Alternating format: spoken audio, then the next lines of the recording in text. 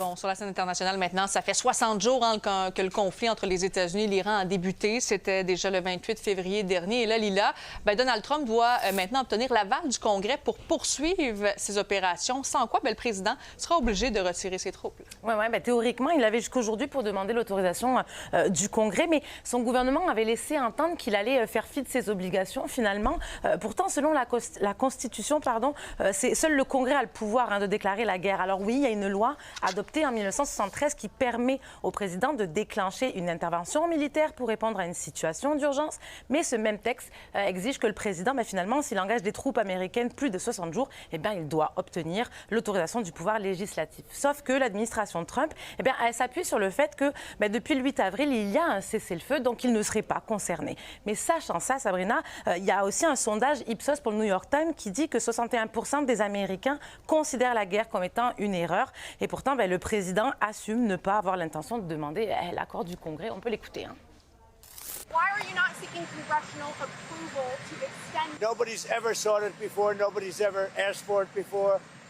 It's never been used before. Why should we be different?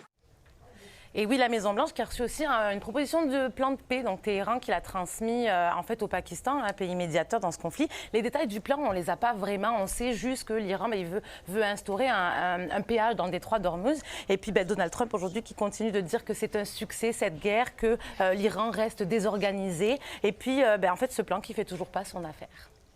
Iran wants to make a deal because they have no military left, essentially, and they want to make a deal, but I'm not satisfied with it. On parle maintenant des flottilles de la liberté, ce convoi maritime humanitaire pour Gaza. Il y a 22 navires sur 50 qui ont été interceptés par l'armée israélienne. 22 bateaux, dont justement un qui avait 2 Canadiens dedans, en fait.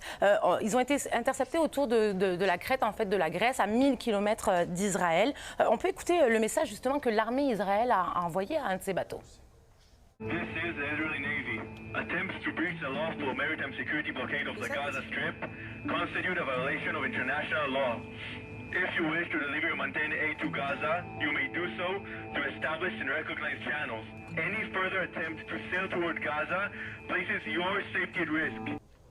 En tout, donc, 50 bateaux donc avec de l'aide humanitaire qui sont partis vers Gaza. Il y a un blocus humanitaire qui est toujours en cours. Et ce n'est pas la première fois que l'armée israélienne intercepte ces mouvements, qui sont non armés d'ailleurs, et qui, d'après plusieurs experts du droit maritime international, ça serait illégal. La Cour internationale de justice avait statué en 2024 qu'aucun pays ne pouvait entraver l'aide humanitaire destinée à Gaza. Merci beaucoup, Lila. Merci.